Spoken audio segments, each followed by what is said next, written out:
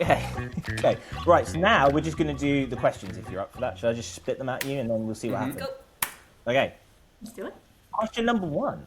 And I'm going to pick Ander for this one. Ander, how early should you start building hype? And this comes from Rob in the Book Juice chat. How early should you start building hype? I love building hype, and I love building it so early that by the time I'm ready to do anything, it is run out, and it is just... I am left as a shell of a person, and I don't care about the project anymore, and then I move on to another project. And this is why I haven't finished my book. So what you're saying is, finish the book first, don't go too early on it. So, not too early on the hype. Yeah. I've been called Speed Racer in my time for going way too early on hype. Here's a good example. Premature hypulation. There are two ends of the spectrum.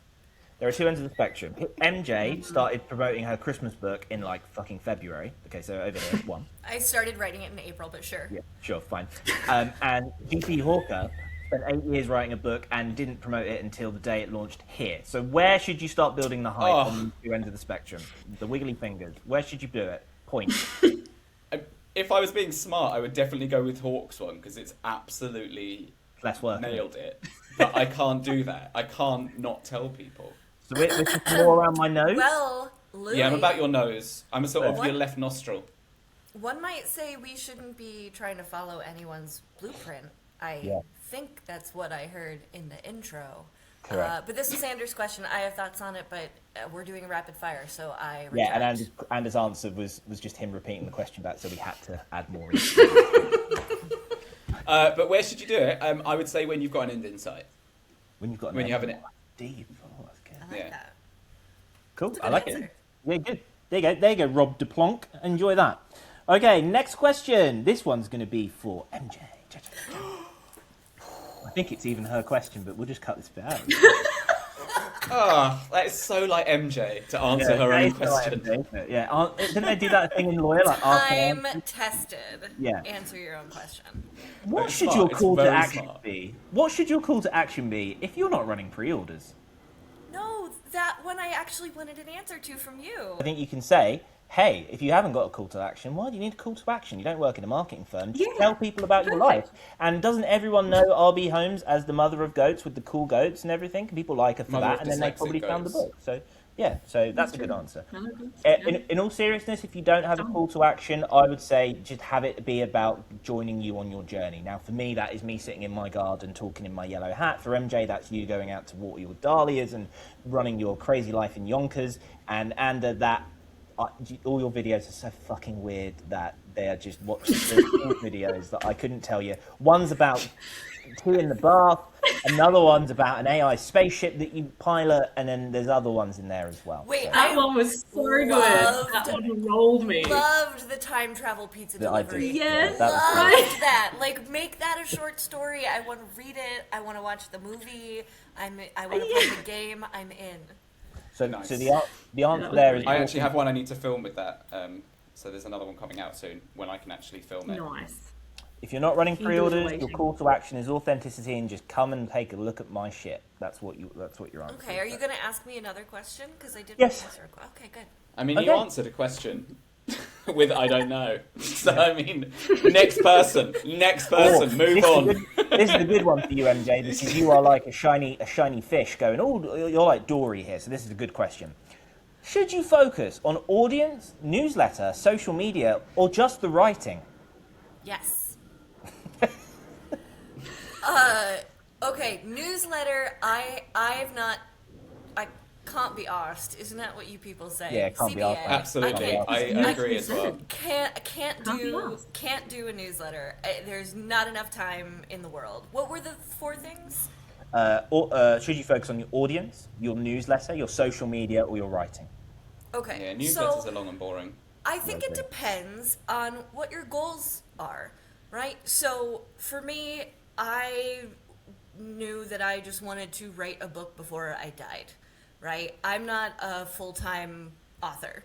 I have a full-time job. I'm not, unless something amazing happens, I'm not quitting my job to do this full-time. So I want to make sure that the writing is as absolutely excellent as it can be, and that is where I'm trying to put most of my energy. I deeply enjoy marketing and being on social media and making goofy videos and making friends and hanging out with people. I do that for like joy. Now, being the admin of a group chat does not spark joy for me. But I now see that as sort of like my contribution to the bookish community, and I will continue to provide that service. But the marketing is gonna be as important as the writing if your goal is to sell books. And you can have the most incredible book, and it doesn't matter if nobody's gonna read it, because that's a tree falling in a forest with nobody around.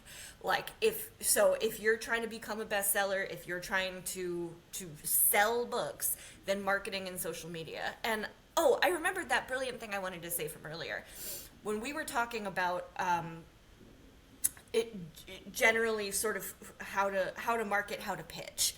I saw an interesting thing. You know Lana K. Social, the content club woman? So she said a thing that totally resonated with me yesterday, which was there used to be mass media. There used to be everybody sits down and watches television at the same time. At least in America, I can say this, right? Yeah, 6 o'clock news, Super Bowl, whatever. There are these massive cultural moments. Movie comes out, everybody goes and sees Star Wars. Everybody is like sharing in these cultural moments. We no longer have a culture of mass media, of everybody doing the same thing. We now have interest-based media where whatever's on your feed is what your thing is, and the robots are determining what content is coming to you. So when you're thinking about marketing, I'm no longer trying to be like, we're not going to have another Taylor Swift or another Michael Jackson or another Beyonce, and we're not going to have another like Indiana Jones franchise or another Lord of the Rings. Like those big, huge, massive things that absolutely everybody sees are a once-in-a-generation thing. So when we're thinking about our marketing and our pitches, we have to really have a good grasp on the fact that we're going to be focused on a niche and then push toward that niche. And I know that's not the question that you asked, but... No, I love it. That's a great answer. And we actually talked about this interest-based stuff last time, if you remember, because we talked about, when we talked about social media, follow account versus actually the interest-based stuff. You can have a bajillion followers. I've got 5,000 now. On my no, let me get there. I know. On my videos, I might get 1,000 views or 2,000 views. We are no longer in the era where if you hit follow and subscribe on someone, they actually see your content, because it's still going based off the interest of the algorithm, which is AI, by the way. So we are on an AI platform. But anyway, never mind. So the whole point is, you need to be tapping into your niche the whole time. I totally agree with that. That's a great answer. Well done. Cool. I'm going to take the next one because I think I'm the only one that's actually done it. So let's try it. Should you run ads? And if so, when should you start? So I have spent basically the GDP of a small nation state on ads since I released my book. And we aren't going on holiday this year because of it. So that's fine. No, I'm going to assume people have budget for ads here, and I'm not going to talk too much about the budget you actually have, because if you don't have budget, don't run the ads. You don't need them. They just help. They're like the secret sauce that supercharge the already good work you're doing. But if you're doing bad work, then they're just going to be throwing bad money after bad marketing, right? So if you have ads, in the run-up to launching your book, I would start doing what I would call the soft stuff, which is like an intro video. I don't know if you've seen the video I've done where I was trying to get a literary agent after the fact, but it's like, hey, this is me, this is what I've done. Do you want to come and hang out with me in my treehouse? Thank you. So stuff like that. I put a budget of £5 a day on that, and Meta will go and find me 2,000 people that it thinks it might like that. £5 a day is what? An expensive cup of coffee with a bit of syrup in it. So I can get rid of that. That's fine. On the flip side to running ads, I would run and spend a bit more money when I was doing promotion. If I've got a discount coming up. So for instance, if I'm on KDP and I'm running a countdown deal, I'm going to spend a shitload of money that week to make sure that people know my book's 99p. Also, because my book is quite topical in terms of it ebbs and flows with what's going on with politics, I always make sure that I'm ready to pivot into ads for that as well. So in the question of when should you run ads, there's no bad time to start. If you've got an end date, like Anders says, if you can see the end of where your book's actually going to come out, brilliant. Build a marketing campaign around that. But there are different types of ads. So you could run the ad, which is click the link to go and buy my book right now on Amazon or my website. That's a direct call to action. Or you can have a lot of success. For instance, I know Hawk does this. I think Anders tried it. I do it a lot as well. You can just run ads on Instagram that say, come look at my profile and follow me if you like the cut of my jib in this video. And also I've got a bunch of buyers and readers and friends off that because they've seen it and gone, I really like this. I'm going to check out the book. Another great way to do it is if, in the run-up to your book, if you've got a first chapter, a lot of people like to put their first chapter somewhere free to read. That's a good way to entice people in. Have that as an ad. Have that as an ad running 6 weeks before your launch and say, in 6 weeks' time, you get to read the rest of the book. Hey, here is my first chapter. Go and read it on my Substack, my website. By the way, here's my newsletter. So it's all about assembling the various different constituent parts that you have in your marketing strategy. Some people love Substack. Some people have a newsletter. Some people have a website. Some people just do Instagram. Figure out the best way to do that and build that into your marketing strategy. And you can start early with it, as long as it's softer, building up to a harder, all very sexual innuendo stuff here. Go on. Yeah, MJ's there. A harder release at the end. So hopefully that makes sense. I'm trying to talk quickly to get through the questions. Cool. Anyone want to add anything on ads? I will just say I have heard that we should not be giving away our first chapter for free. I actually think that's a hot take. Ooh, who says that and why? I don't remember. I remember it was maybe it was Jessica Berg. Do you guys follow her? Yeah, she's a literary agent. I think it might have been her, but I might be totally misattributing to that. It was somebody in that space who was like an authority figure who was just like, don't do that. But I don't know why. For me, because my book is 10 chapters long, I'm not giving away well, yeah, I think that makes a major difference. Like, Yeah. I think if it's 1/10 of your work, then maybe don't give away your I'd have to see the context around that, but it's worked for me. That's all I'll say. I put it on Substack, and I've had 5-star reviews as a result of it, and buyers because of it, and met friends and had good chats because of it, because you just put it out there. I guess you could say there's no one right way to do it. Yeah, I would say don't put it out there if your first chapter's shit. I think that's probably very to good take from advice. this. That's why MJ should. I'll check. Moving on. But it's a good way to test it, because if no one buys it after your first chapter, get rid of the first chapter, republish. There you go. No prologues. What's the first chapter for anyway? Yeah, I find that balmy that she said that, because one of the accepted things if you write long fantasy with 10 books or whatever is that eventually you get to a point where you give away a free book, whether it's a prologue or book one, right? That's how you do it. You entice them in. I know that it's not Steve Aitchison. I've got a friend that does that, and he gives away the prologue, and it entices them in to buy the 10-book series. And when they're like 40,000 words a pop, it's not really the end of the world if you give one away. What is the best ROI you have seen from marketing? And because none of you have really done all that marketing, I'm going to say the perceived ROI. What's the thing that stayed with you if you've seen marketing out there in the wild on social media? So from posts and podcasts to being involved in newsletters or in-person events or book signings, what do you think goes, yeah, I'll have a bit of that when I publish my book? And all three of you can have a go at answering that. Well, this was my question, so I'll just launch in briefly. And I know that this is a hot topic right now, but what has stuck with me is how Gemma Vale has been marketing. Because I am a person who likes trinkets. So the idea of getting a PR box that's got like a bookmark and a sticker and little thing, like more than just the book, I'm like a magpie. I like the shiny little, I want that. I want the stuff. So like that appeals to me.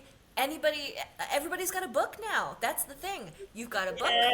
Okay, big deal. Everybody's got a book. What else you got? So like, that's what, you don't have to like it. You asked me my opinion. No, I know. It's good chat.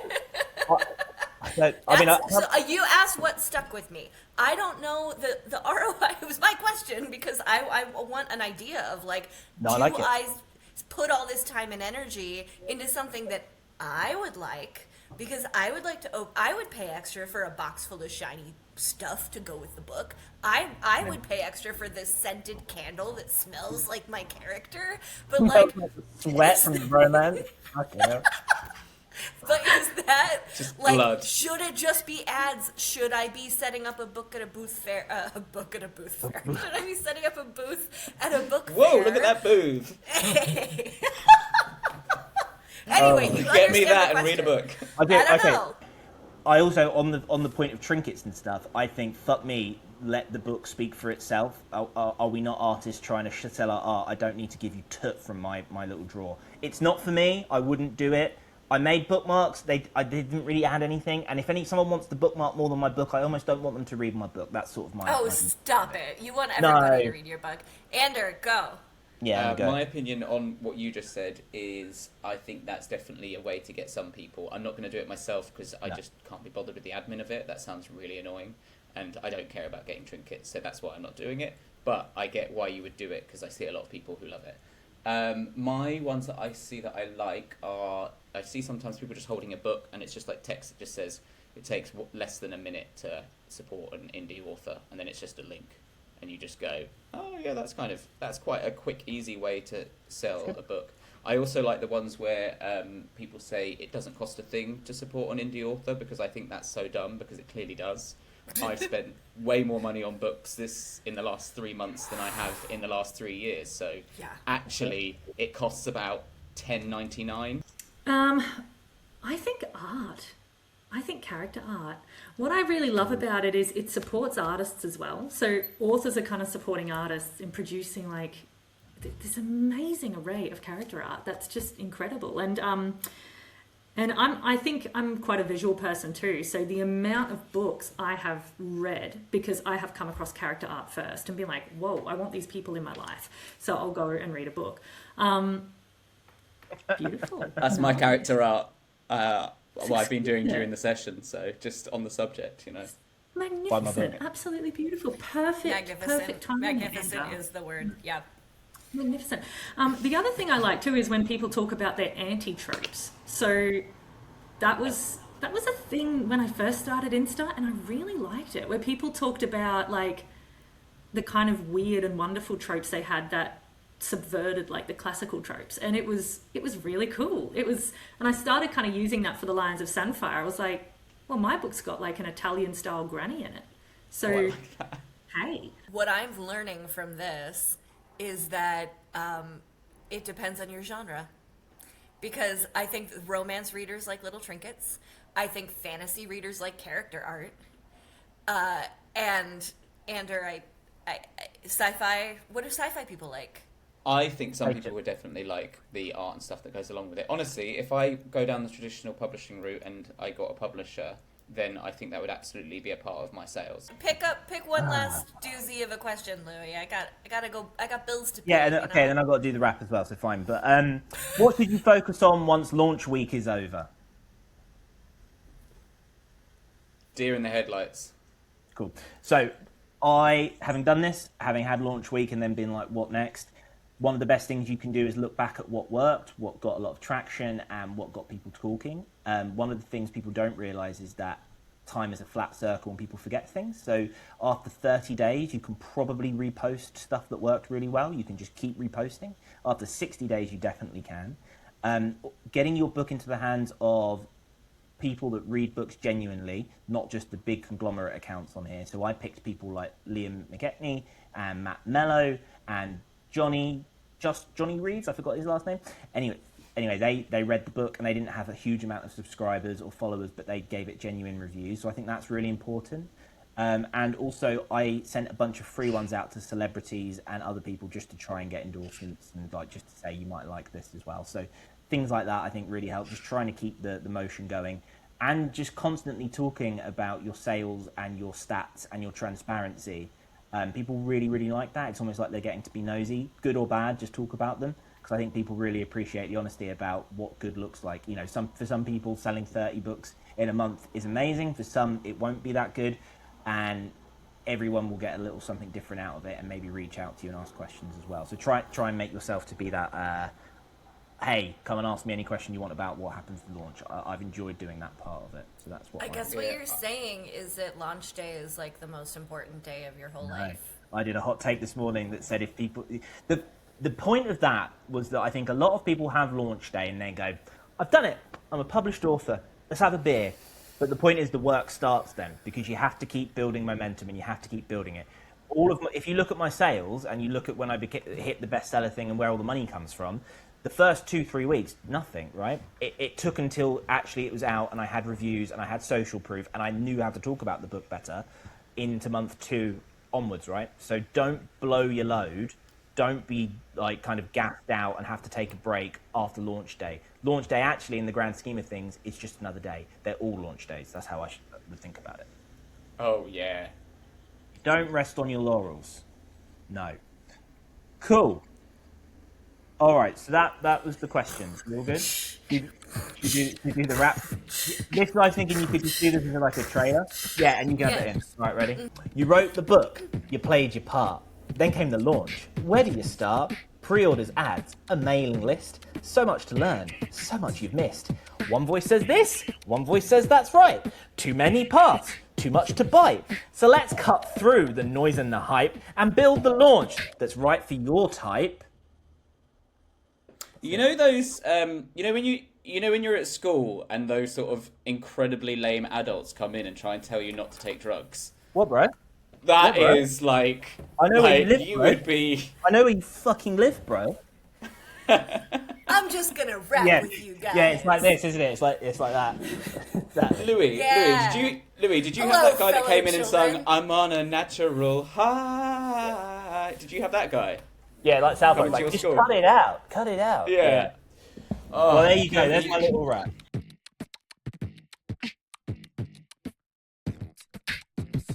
Pre-order ads. No, don't do that.